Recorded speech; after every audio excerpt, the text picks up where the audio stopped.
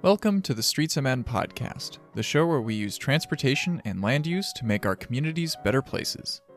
Coming to you from beautiful Frogtown, St. Paul, Minnesota, I am your host, Ian R. Buck. Today we'll be exploring the role that our local school districts can play in reducing our community's carbon emissions. Find show notes and a transcript of the episode at streets.mn.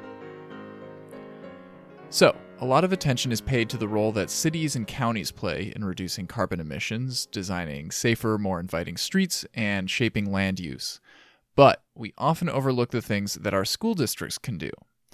When you start thinking about it, there are a lot of potential avenues for action. School districts are large entities, so any actions that they take to directly reduce their own carbon emissions or the emissions of companies that they contract with will definitely have a large impact.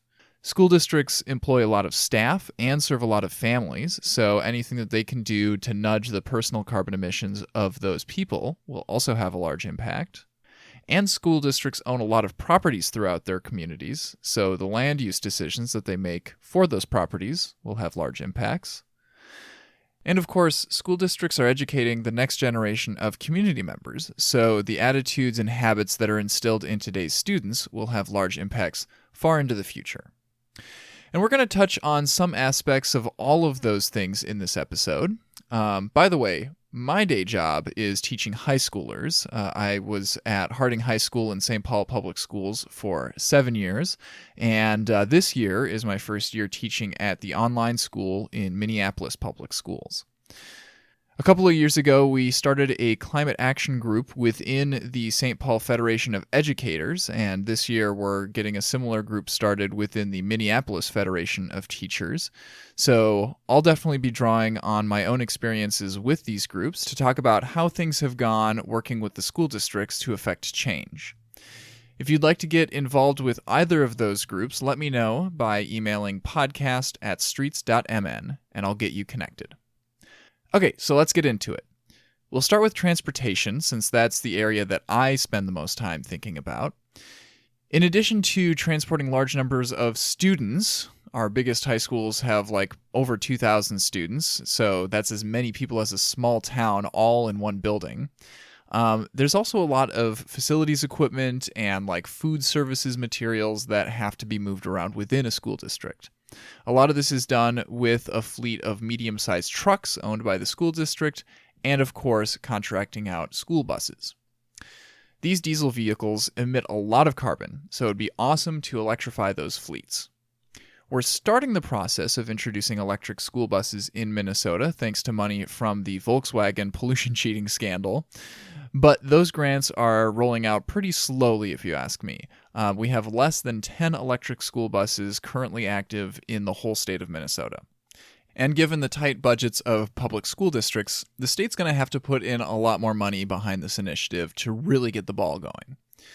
Once we get past the initial hurdle of installing charging infrastructure at school facilities, I expect we'll probably start to see more momentum in electrifying fleets.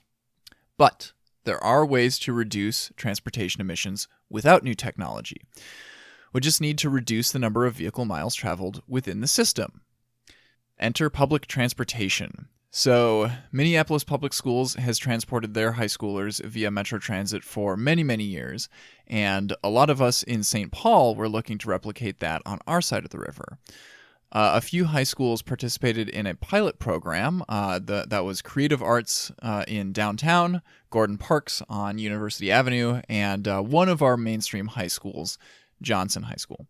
So about 7 years ago, those three high schools started, transporting their students by public transit, but things kind of stalled out after that. It seemed like we wouldn't be able to expand that to the other high schools for a long, long time until some tough circumstances forced the school district to reevaluate their system. So if you think back a little over 1 year ago, right before the school year started in fall of 2021, SPPS suddenly found out that the bus companies that they contract with didn't have enough drivers to cover all of the schools.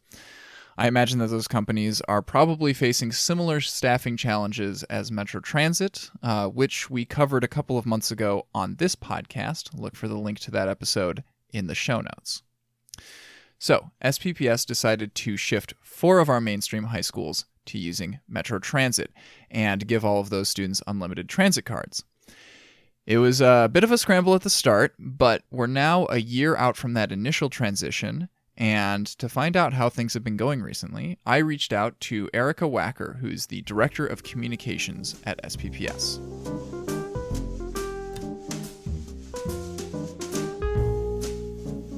So it was, not the way that anybody wanted it to happen, but it did. And now that the school bus driver situation has gotten better since last year. We do have more yellow bus drivers.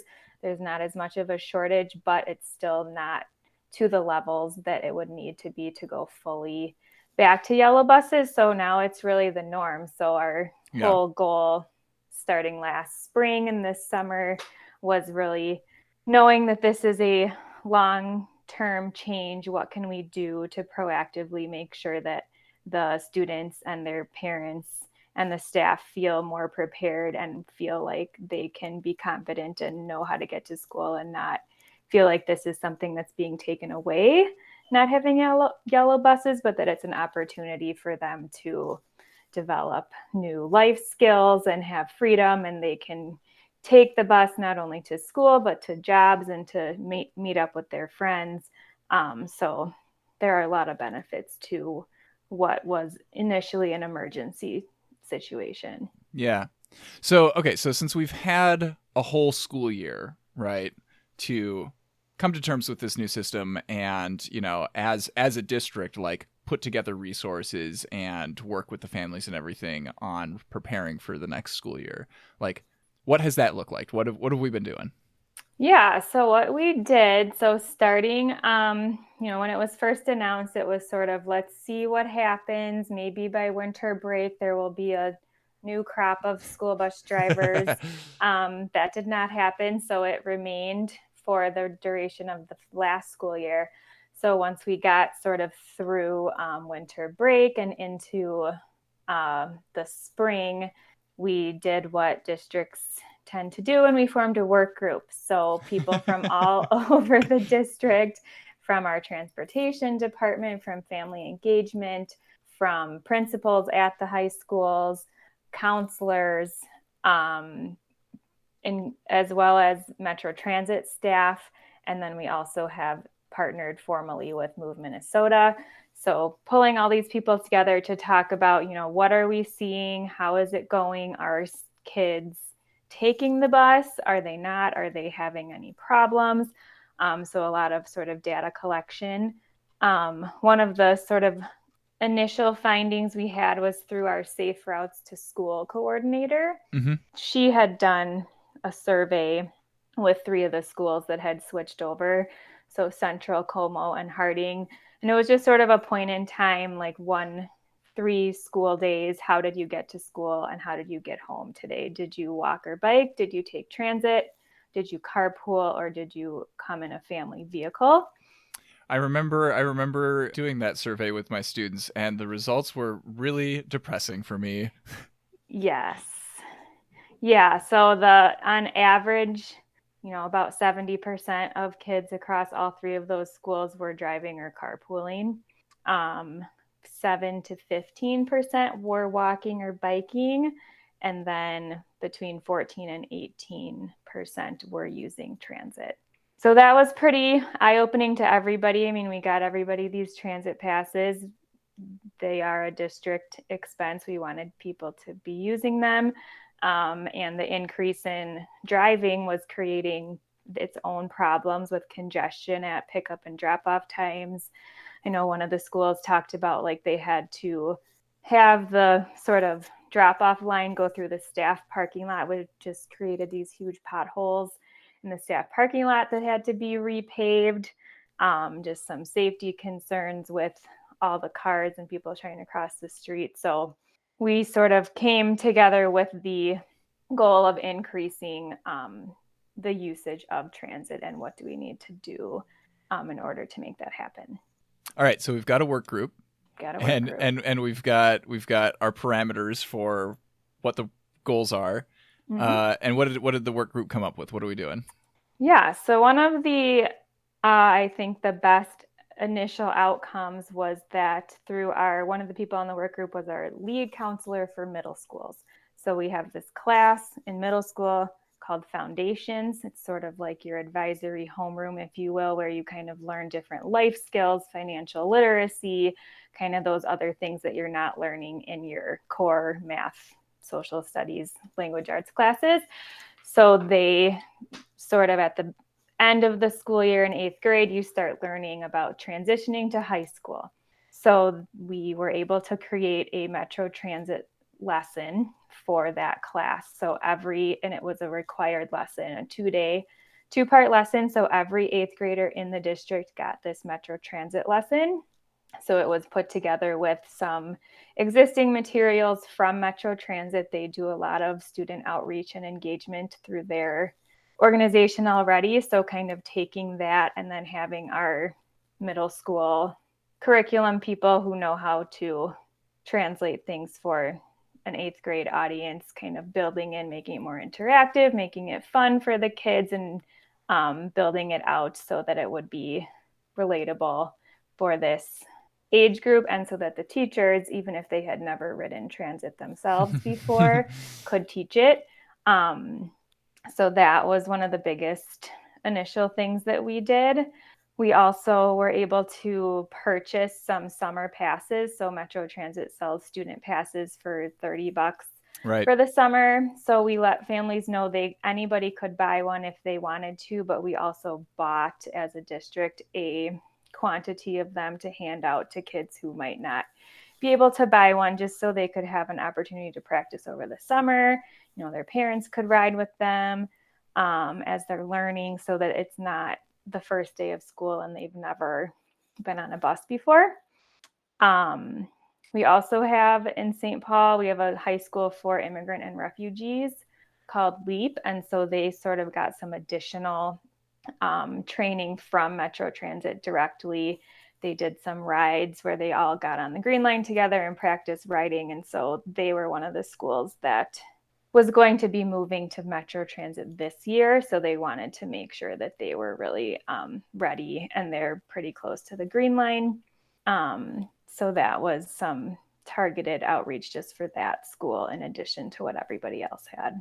And Metro has been really good about their keeping close tabs on those routes that do service our schools, so that when they need to make adjustments, those are always part of their planning. And they actually, as of end of October, they were able to add a route to Como Park High School, because that was one that they were consistently over capacity at those school times. So that one, and then they're looking into, there's also this mini bus or a shuttle that goes to Central up and down Lexington. And they can only use the route 83. 83, yep, because there's that low bridge, so they can't use a full-size bus, and there's a third party that actually operates that route, so there's a little bit limited what they can change, but they are trying to see if they can add another route to that one, because that one is also high demand. I remember on the first day of school, I kind of tried to get a few volunteers together to help go to a few of the transit transfer points, like downtown St. Paul, the Sunray Transit Center, where students might be changing from one bus to another to get to Harding, and just help direct, students and make sure that they know where they're going. And one of the things that really held that back from being a big thing was the fact that, all the teachers need to be at school already when the students are getting onto the buses to go to school. And so I didn't have an advisory class, so I had, an hour and a half where I didn't need to be in the school building right there at the beginning of the day. So I was able to do that, but it wasn't a thing that could really be effectively supported as an official thing. Yes. um, and I believe that the district has set up a a framework for staff to be able to be like ambassadors in that regard, right? Yeah, so we did that for the first week of school. So same exact idea as what you're talking about, except we were able to tap into those staff who don't have school-based responsibilities. So people who work in administrative offices as well as Metro Transit folks. We had people from the mayor's office, from Move Minnesota. So we were able to kind of pull together a little transit ambassador army of, we actually had 57 people the first week of school. So we had shifts in every morning, so that Tuesday through Friday, and then shifts after school each of those days. So we tried to kind of pair up people two per stop, and some of those same ones that you mentioned. So all those downtown transfer points, Sunray, the Capitol Rice, a couple down the Green Line, Capitol Rice, Hamlin, Lexington, and then like Dale and Maryland near Como, Mm-hmm. one that serviced Washington. So Metro Transit pulled from their data what were those stops that are the most heavily utilized by students, so that we were able to assign people to those. And just like your colleagues at the school were not necessarily transit experts, neither were most of these ambassadors. Right. So we made sure that they all did a training. So we did a virtual training with Metro Transit where they were able to walk us all through, like, this is how you download the app, and this is where you find, this is what the numbers on the stops mean. And this is what side of the street you need to be on if they're going this way or this way, so that the ambassadors felt like they knew what they were doing if students had questions on how to direct them to where they needed to transfer, which way they needed to walk from where they got off to get to school. Yeah. Yeah. there's there's no worse feeling than like waiting for the bus and then realizing that you're on the wrong side of the street and the bus just passes you by. Yeah, I mean, it's not intuitive if you haven't, like, it definitely takes more, it takes some research and some planning Right. to figure out where you need to be. But once you have a hang of it, it's second nature then. Yep. Yep. Yep. Yep. Okay, so what kind of difference did all these efforts and initiatives make? Give me some data. I have some data. So we just got some data from Metro Transit. So the way that they measure it is they call them tags. So that's like how many times a pass is scanned on a bus or a train. Mm-hmm. So they compared this fall thus far, so from end of August until end of October of 2022, compared to the same time in 2021. And the student ridership has gone up 50% across the board. So some of the schools, like Central High School last year, they had 11,000 tags. This year it's over 24,000. Como doubled from 7,000 to 16,000. Harding from 14 to 27,000. Nice. And even Johnson, who's been riding for a long time, they went up from 26,000 to 29,000 tags. So, I mean, obviously correlation versus causation, but I do feel like some of these concerted efforts did make a difference, and it wasn't something that was sprung on people. They had time to think about it, to plan for it, to practice. We even had one of the members of the school board shared a story of her student who goes to Washington Tech and initially was considering transferring to their neighborhood high school so they could walk, but she took the time to ride the bus with him and practice. And even though there was a transfer that they would have to take to get to their school, they Mm-hmm. decided to stick with it. And she was really appreciative of sort of those life skills and just kind of that ability for her child to be part of the community and be riding the bus and learning how to get around and not having to worry Right. about it. Yeah, I mean, thinking back on when I was a high schooler, I went to Central High School and I lived up on the east side. Yeah. And like, if we had had this system in place at that time, like that would have been a huge help for me. Because I did, sports.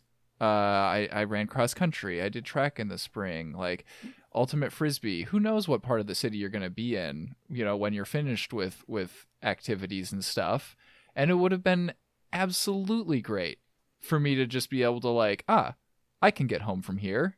I don't need to Mhm. go and find. I remember having to go and find a payphone to call my mom to come and You're pick not me that up. old to need a No, payphone. I did. Well, okay. I was a little bit weird in that I didn't have a cell Okay. phone until like junior year of college because my parents just weren't going to pay for one for me. Cell Yeah. phones did exist, but Okay. I did not have one. I had to go and find a person with a cell phone or go to like a convenience store and be like, "Yo, give me," because payphones weren't active anymore. Right. Yeah. Yeah. And they don't have to rush out of school at the end of the day to catch the yellow bus. So if Right. you Right. Right. have a club or you have, you need to stay after and talk to your teacher sort of Hmm. unexpectedly, you don't have to worry about not having a way to get home. Right. Right. You can stick around for even just 5 minutes and get home in the same amount of time that it would have taken you if Hmm. if you left right at the end of school. Yeah, for sure. Yeah, and we've also started offering the passes, so sort of the eligibility with transportation for schools, some of which comes from state statute. But if you live within a mile of your high school, you don't get transportation. Or if you open enroll from outside of the city, you're on your own. Right. So that's how we started with the Metro Transit passes too. But we've now opened that up so that students who do live, let's say you live 3/4 of a mile from your school, or you live in Roseville or Mendota Heights and you're coming in now, you can get a pass. You just have to request one from your front office. And so if you want to use it to get to school, if you want to use it for a weekend job or for whatever else, you can get one. Nice. Nice. That is fantastic. Because that's an equity issue. Totally, yeah. And it's Minnesota. It gets cold, so maybe if you don't want to walk half a mile and you can hop on a bus, then you can do that. Yeah, yeah. And we've got a lot of BRT routes that are going to be coming online in Mm, St. Paul in the next few years. nice. Most of the ones that I can think of go past an SPPS high school. Okay. I think we are in a good position for this system to become even better for the students over time. Uh, Yeah, and I mean, the students are the future riders, so getting them accustomed to riding now as opposed to most of the adults who grew up here didn't grow right. up riding transit and people just don't because they're more comfortable getting around in their cars. But with Metro Transit needs riders, and I know they haven't quite come back to their pre-pandemic numbers of ridership. So the student population, and then I think the U of M, they all get free or very low Yeah. cost transit passes too. So it's sort of a win-win for everybody. Mhm. Mhm. There are many benefits to it. So the fewer angry emails we get at the district, the better sign it is. No news is good news. So we're not getting complaints from parents about, please give my kid a yellow bus like we were when we first made this change. So I Mhm. think all the signs are all looking positive right now. Fantastic. Um yeah, that's all that I can think of that I wanted to ask you about. Do you have any final thoughts? Anything that we didn't touch on yet? I think the one thing we didn't talk about was the how we're working with Move Minnesota. So they've really Yes. come in and been a valuable partner because they do have that subject matter expertise that maybe district staff do not about transit. And so they've been meeting with students. They did some tabling at summer school, did some sort of interactive activities to get kids engaged, and then asked who would like to be part of focus groups this fall. So that's really what they're working on now, is doing focus groups, not only with students, but then trying to get the parents involved too, because I think that's where most of the hesitation comes in. It's not the kids, it's the parents who are nervous about their kids riding. Mm-hmm. So that's sort of the next phase of our proactive efforts is there some parent education that needs to happen along with the students so that they're feeling good about putting their 14-year-old on the bus and not having to worry about them. Right. Yeah. Yeah. A lot of teenagers think that they're invincible. Yes. I mean, being the ambassadors out there the first week of school, I mean, 90% of the kids, they didn't need us. Or if they did, they didn't make it known. I mean, we were there. We could ask questions. People drove by and thanked us and appreciated us being there. But the high schoolers were like, they knew what they were doing by the second or third day, and they were good to go. Mm-hmm. Yep. All right. Well, Erica, thanks for joining us for this episode. Thanks for having me. Yeah. Good to talk to you. You too.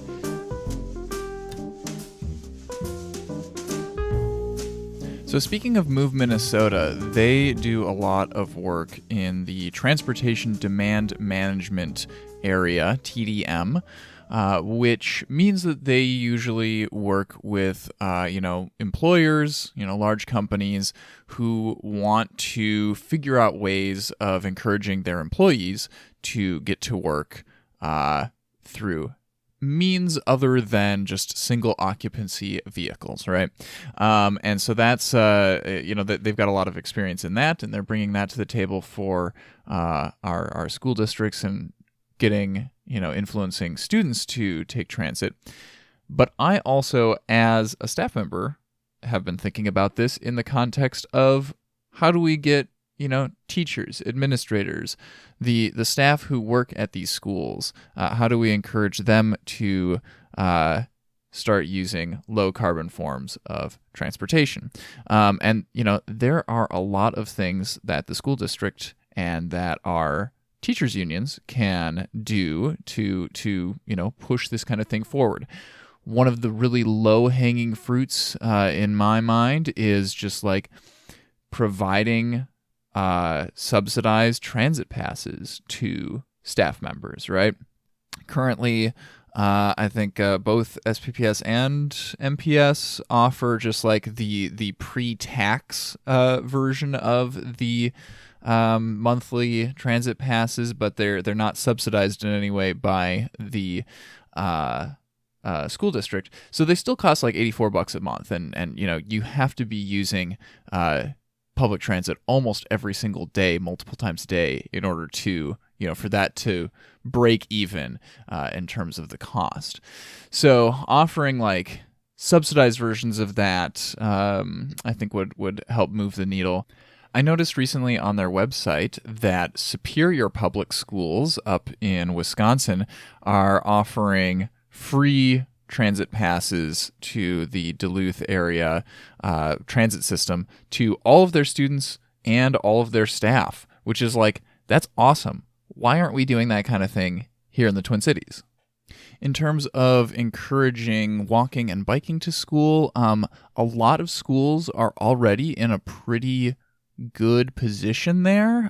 Many school districts have safe routes to schools programs that can help influence, city and county decisions about having safe street facilities near schools, and also like the schools themselves. If you think about, a high school, usually they have quite a few bike racks available out front. If you're a staff member, if you're a teacher who is biking to school, usually there's enough room in your classroom to just like store your bike there if you want to do that. High schools often have gymnasium facilities with like locker rooms and showers. So like it's already checking a lot of boxes of like things that bike commuters ask for. Now, of course, to encourage students to walk or bike to school, sometimes you have to give them a lot of structure. I'm talking about the bike bus. So, this is a concept that I first started hearing about last fall in Barcelona. Parents and teachers, biking with the students to get to their elementary schools, and this has really caught on in a few different places here in the U.S. One of the highest profile versions of this is in Portland, Oregon, where a PE teacher named Sam Balto has organized a weekly bike bus to his elementary school, and from the pictures, it looks like they've got hundreds of students who participate every week, and he's written a little guide on how to get one started at your own school. His advice includes figure out why you're doing this, because that question is going to have different answers for different people, and being able to keep in mind why you want to do this for your community is going to keep you going even on tough days when the weather's not nice, etc., etc. You're going to want to build a team, right? Doing this kind of thing completely on your own is just like, it's exhausting, and it's not going to work as well. So his advice was hang around the bike rack before and after school and talk to parents who are biking with their children, etc., etc. And recruit people. See if anybody wants to get in on this idea.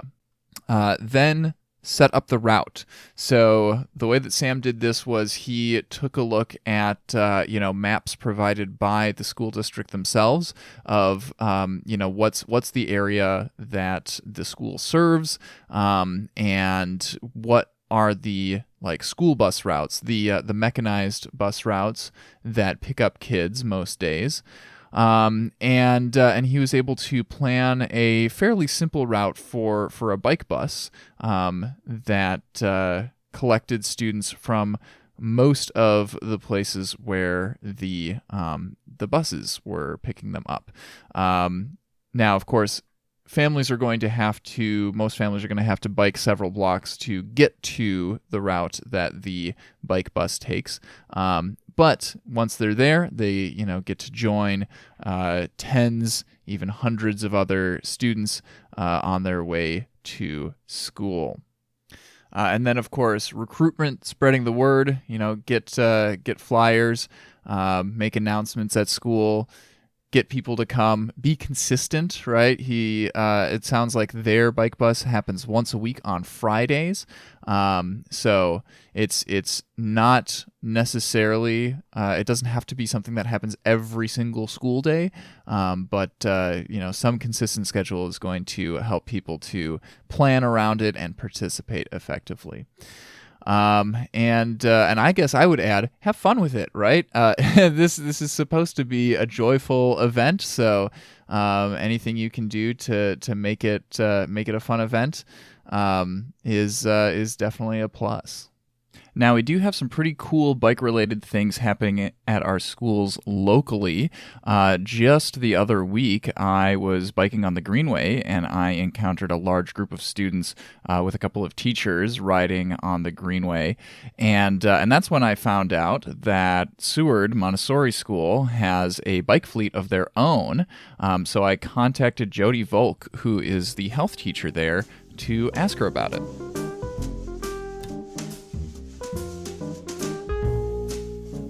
Yeah, I've been at Seward for 8 years, and before I even got to see the school, I was approached by a few of our parents that were very into biking and wanted to bring biking to Seward. So throughout the years, they've applied for numerous different grants to get our own school fleet, and we currently have enough bikes for at least 2 classes to go out at a time, with our newest and biggest grant being from the Minnesota Department of Transportation that we got, which are the bikes that you guys saw us on. And the bikes are used in health class and sometimes PE class. We teach all of the 4th and 5th graders how to ride. In the past, we've also had a 3rd grade Learn to Ride program that was led by some of our parents. So by the time they came to 4th grade, they were already knowing how to ride, and we were able to take some more extensive rides during class. And some of our E2, which is our 4th and 5th grade teachers, actually take out the bikes and they go on field trips using the bikes as a mode of transportation, which is really fun and exciting for the kids. That's awesome. So what kinds of like field trip destinations do they go to? They've gone to the Capitol before to be a part of some of the big meetings. They've been on the news before through that too. They take field trips to the river. They go on picnics. They've gone to Dairy Queen and the movie theater before. And at this point, it's just one of our teachers that does that with her class, but we have other teachers that are interested in hoping to do that in the future too. Nice. So biking all the way to the Capitol with a bunch of elementary students? Yeah. Wow, that's more ambitious than I would have gotten. That's impressive. So how do the students like it? Well, they love it. That is their favorite part of the year. Since we just finished our rides last week, they're already really upset and asking, when do we get a ride again? When are we going again? But it definitely brings them a lot of joy, especially for those that learn to ride during health class that don't have bikes outside of school. So it's really awesome to see them. So the next grant, I guess, is going to have to be for studded tires so that you can keep riding with the students during the winter, right? Yes, for sure. Oh, that would be awesome.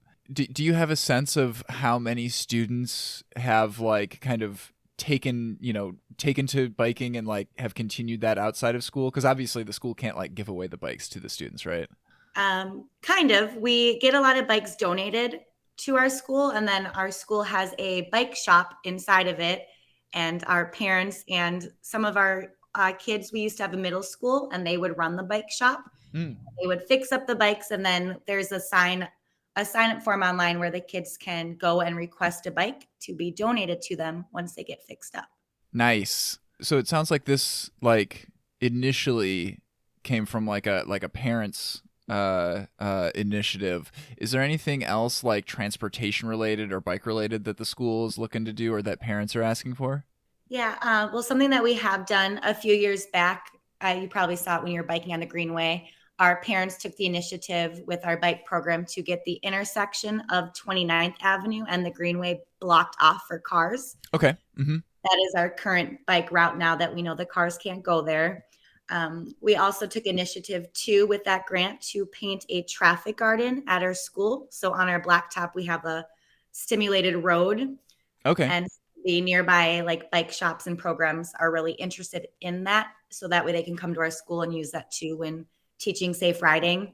And as for what's next, I say just got to stay tuned and see what our families ask for us and how we can promote it from there. Do you have any advice for other schools who might be interested in like, getting a bike fleet, getting stuff like programs like this set up? My advice for them as a teacher would be to reach out to their district representative. I know right now in Minneapolis, we got notice for how to apply for more grants and how to apply for getting bike fleets or borrowing the traveling bike fleets. So just if you're interested, reach out to somebody in charge at your district level, reach out to your parent community because the parents, they know the best. They live in the community, they work in the community. And It's just really helpful to have all of those people there to support you. And it's not hard. It seems like a lot of work, but if you've got the right people, it's pretty simple. Awesome. Well, Jody, thanks for joining me for the Streets I'm In podcast. Thank you for having me.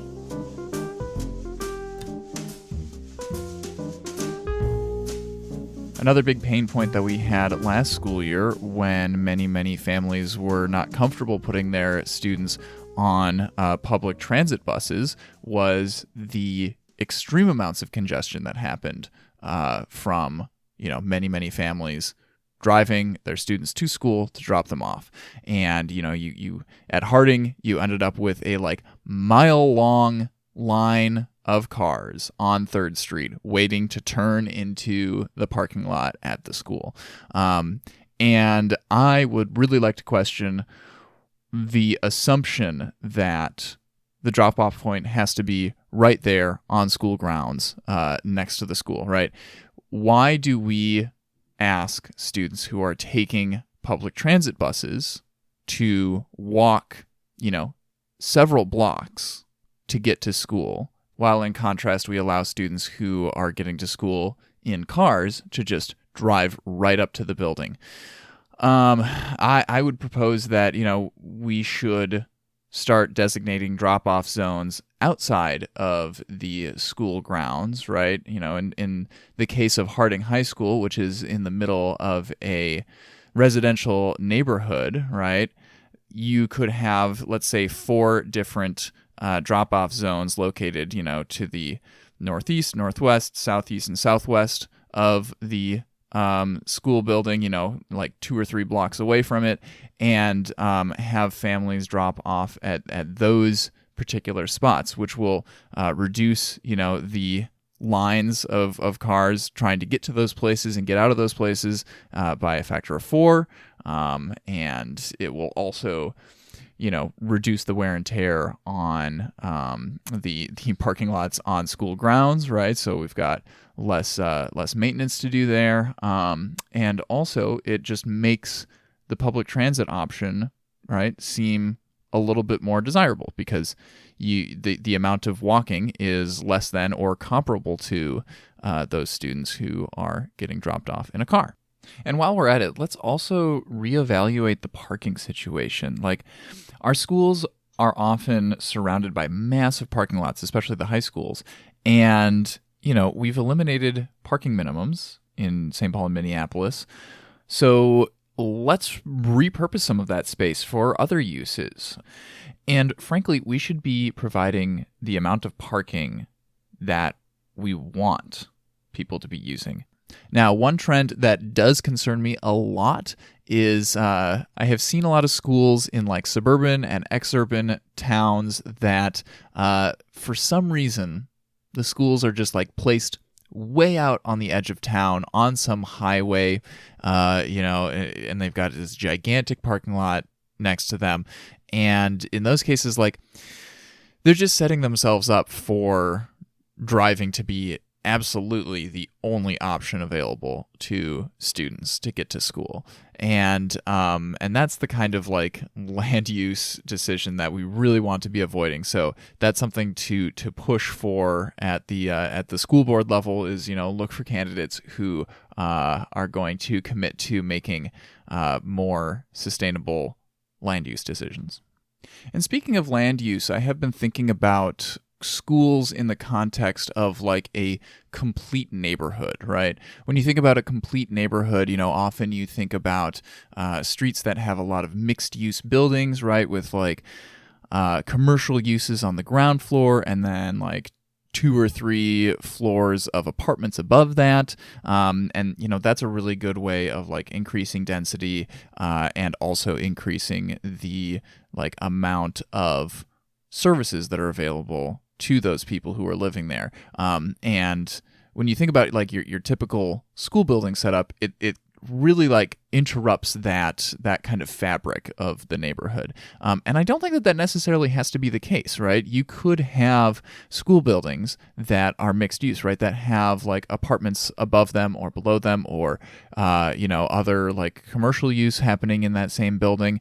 We have examples of this in downtown St. Paul, right? St. Paul Public Schools has a school there in downtown that is part of a larger building that has a lot of other uses happening in it. So it's not out of the question. We just have to really be like pushing the envelope and questioning what are our priorities? Like what do we want to have happen here?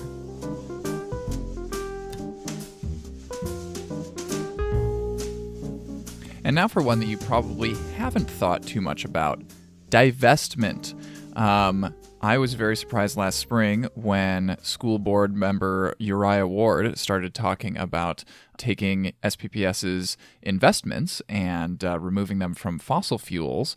So I brought him into the studio to chat about that process. Yeah, and I think that a lot of people were surprised that like we were even talking about this because people don't expect like SPPS or any school district like to be investing funds.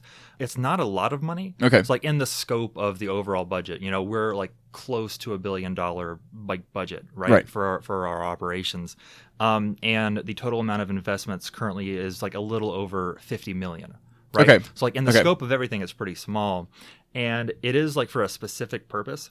A lot of people, like as we've been doing this, have assumed that we're talking about teacher pensions because they've heard about like pension divestment before. Yes. And it's not. But that is a separate thing that like the union would have to talk to the folks who run our pension fund. Right. Yeah. Like SPPS can't just do that. Right. But what we can do is change how we invest our OPEB fund. It's other post-employment benefits. It is something that a lot of governmental or organizations, like entities, do whenever they have financial obligations in the long term that they see as being like a risk for some reason. Mm-hmm. And in this particular case, in St. Paul Public Schools, there was like a time, right, whenever like benefits were more generous. But there are people who work during that time, and we are still obligated to pay for those benefits whenever they retired. Right. Yes. Right. And so we have an OPEB fund where we put money aside to make sure that we can cover those obligations for the long term as people retire and are enjoying their retirement, and to make sure they can get the benefits that they were promised. Mm-hmm. We do have discretion over that fund to an extent. The fund is managed by St. Paul Public Schools through Wells Fargo, and we do have the potential to divest from fossil fuels in that particular fund. Mm-hmm. Yeah. So when you first came to the St. Paul Federation of Educators climate action group to talk about this, I was delighted because I had recently gone through kind of this same process just on an individual level with our financial planner. Mm-hmm. That I was I brought up to him it would be really nice. I would feel really good if we didn't have my money specifically going to things like fossil fuels. And he was immediately, I thought this was going to be something he was going to push back on. Yeah. Because one of my low key life goals is to just always make my financial advisor a little bit nervous about the decisions that I'm making. Sure, yeah. But immediately he was like, oh, you just want to put all the money into a socially responsible fund. And I'm like, yeah, cool. Somebody named it. That means that it's already a thing. We don't need to reinvent the wheel. Let's do that.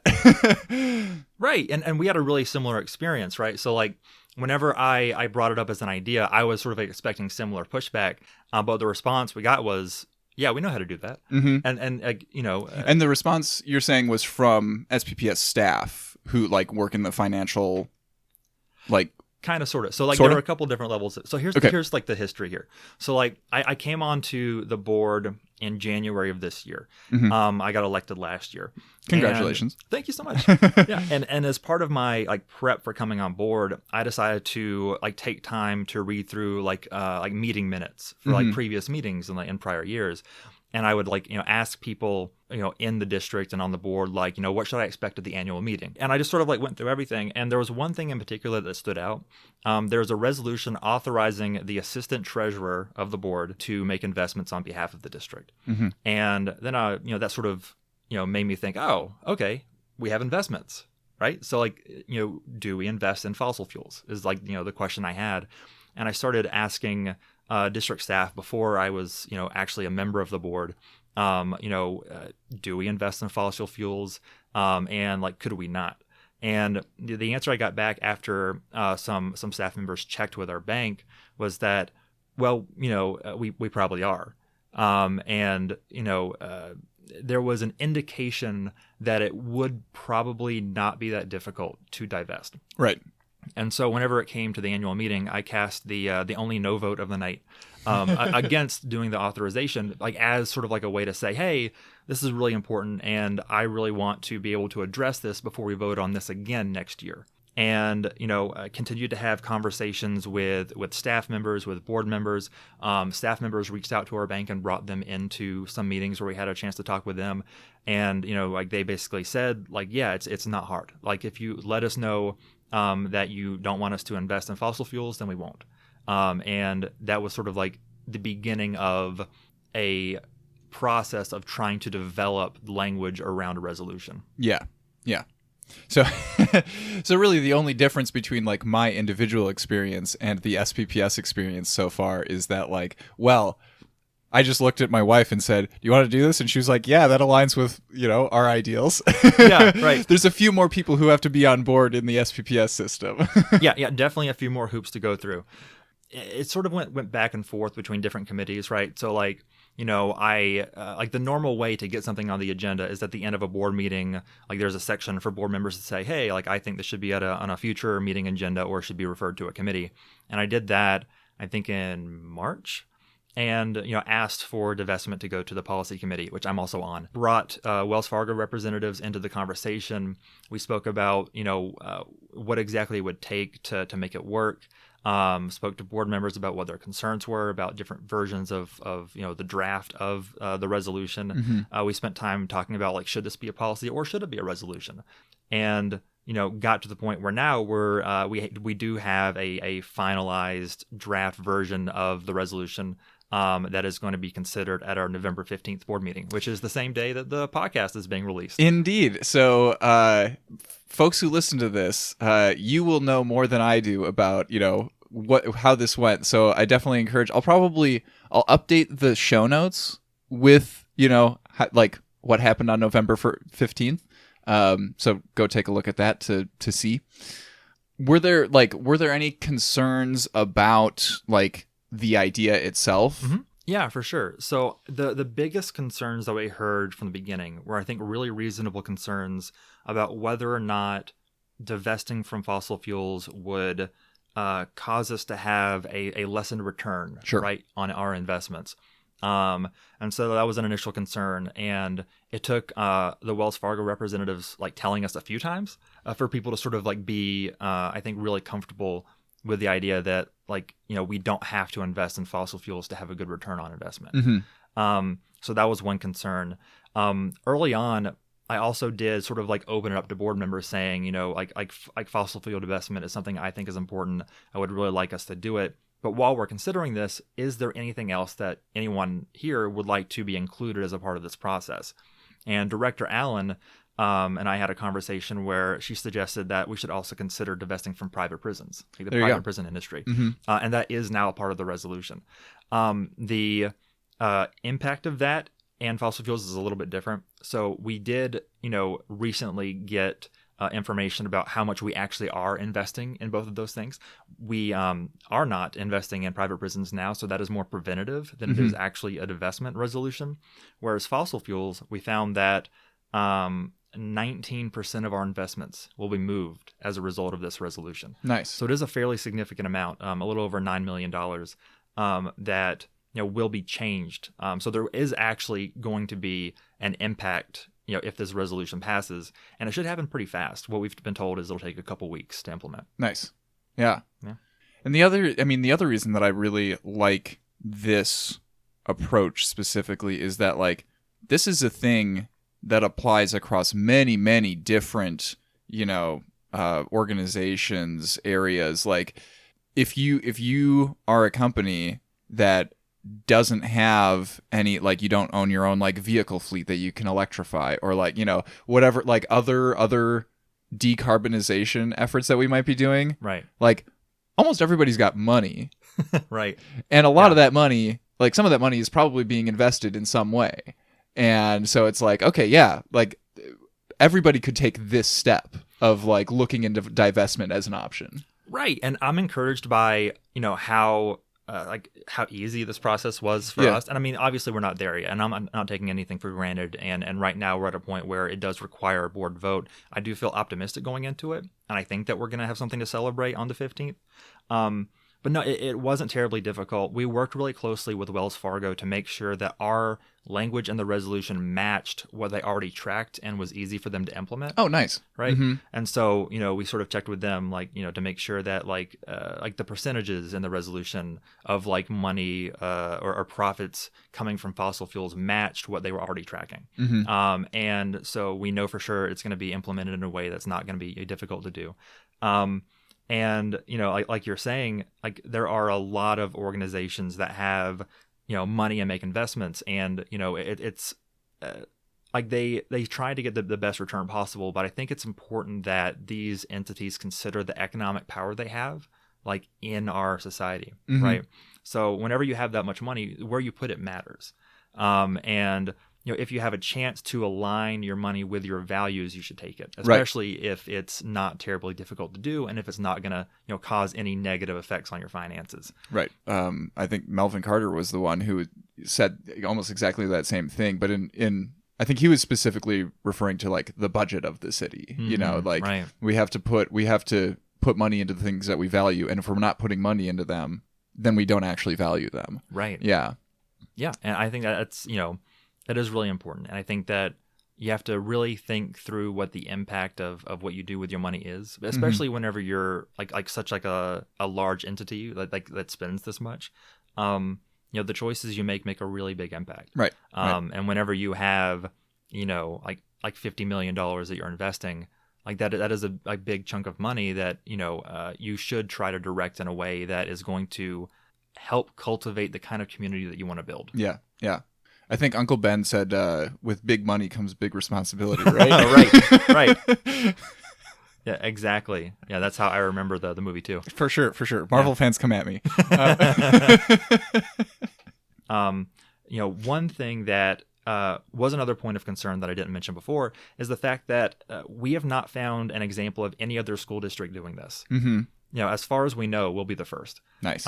Maybe, one of your millions of listeners will chime in after the podcast comes out and like let us know like they've heard about another city that's done it. Mm-hmm. But as far as we know, and we've looked, we can't find a single other school district that has done this. So we might be the first. Right. And hey, other school districts who might be listening to this episode, it wasn't that hard. Yeah. Go try it. Go do it. Absolutely. It's a easy way to make a big difference, which, there aren't very many of those. So take it. Mm-hmm. Mm-hmm. And the community's been really supportive too. Like we've gotten a lot of emails, especially like as we're getting closer to the vote, from parents, from students and teachers about fossil fuels. And I don't think anyone's written us like opposed to the divestment. Like everyone seems to be generally in favor. Not that you should weigh politics too much whenever you're trying to consider doing the right thing, but in a lot of places it doesn't seem terribly difficult, logistically or politically to do. Right. Yeah. Yeah, so there aren't school districts that have done this, but it's not incredibly uncommon, right? So like there are a lot of cities that have done this. There are a lot of educational institutions that have done this too. University of Minnesota, McAllister, St. Olaf. Have done some version of a fossil fuel divestment. Oh, nice. And so we're not totally alone. And, as far as I can tell, there are not examples of cities and institutions doing this and then regretting it, right? Like no one's gone back and said, actually, we do need to invest in fossil fuels. Right. Like it's gone pretty well for them so far. Yeah. Because like you said, the return on investment is still very similar. Right. Yeah. Right. And so, it's exciting to see sort of this coalition growing, and the more like school districts and cities and institutions that do this, the more it matters, right?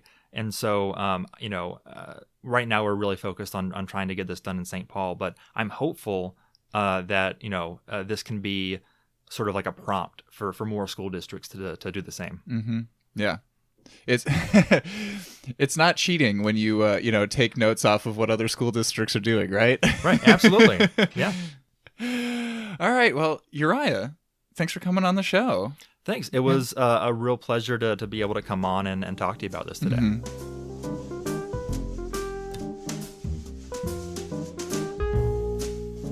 All right, we're starting to run short on time in this episode, so these last two are going to go real quick, but they are kind of what they sound like. Number one is solar on schools. So putting solar panels up on top of school buildings. The SPFE Climate Action Group was pursuing this a couple of years ago, putting together a community coalition, a push for the school district to do that. There were, some challenges with facilities and, are the roofs built for that kind of thing on various different buildings. What's the ownership model going to be? Is this community solar, or are we contracting out to like XL Energy? Like, how's that going to work? So there are some details there that would need to be worked out. But overall, the important thing is just, hey, do it. Put some solar panels on top of school buildings. It makes sense. And the last thing that I will touch on is waste reduction. So I contacted Mike Stoic, who works for Eureka Recycling and has been doing a lot of work with elementary schools to set up like waste reduction and composting initiatives and stuff like that. Some of the challenges in that area are they're mostly contractual, honestly, because the custodians at our school district, their contract specifies that they are only handling trash. They don't do recycling, they don't do composting, they don't do any of that stuff. And so, for example, like at Harding High School, I can tell you that we always had to have student volunteer groups that would come around and pick up the recycling, or teachers would have to like bring their own recycling back to the back doors and put them into the large recycling containers behind the school. Same thing for composting. If you want to get that kind of thing started in a lunchroom, right, then it's going to have to be an initiative that students and other staff and possibly even parents, right, get involved in and really carry that banner forward. Waste reduction in the food services area is also something that it's only going to be addressed if the staff who are preparing that food on a day-to-day basis are paid to make sure that they are reducing waste, because otherwise there's no mechanisms for making sure that doesn't happen. You've got a lot of food, you've got a lot of students that you're trying to feed, and if staff are not specifically told that they need to reduce waste, then they're going to do what they can with what they're given. So I know that waste reduction is going to be one of the big initiatives that the SPFE group is pursuing this year. I'm not sure what the MFT group is going to be focusing on yet. We haven't finalized what our priorities are just yet. But once again, if you want to get involved with either of those union groups, let me know and I can get you in touch. Thanks for joining us for this episode of the Streets MN podcast. This show is released under a Creative Commons Attribution, Non-Commercial, Non-Derivative license. So feel free to republish the episode as long as you are not altering it and you are not profiting from it. The music in this episode is by Eric Brandt and the Urban Hillbilly Quartet. This episode was hosted and edited by me, Ian R. Buck, with transcript by Mike Allen, first of his name. Christy Marsden is our awesome guest booker, and technical assistance is provided by the super professional Brian Mitchell. If you're able to help make sure this team gets paid for the hard work that they do, please consider donating at streets.mn/donate. We really appreciate it. If you have feedback or ideas for future episodes, drop us a line at podcast@streets.mn. Until next time, take care.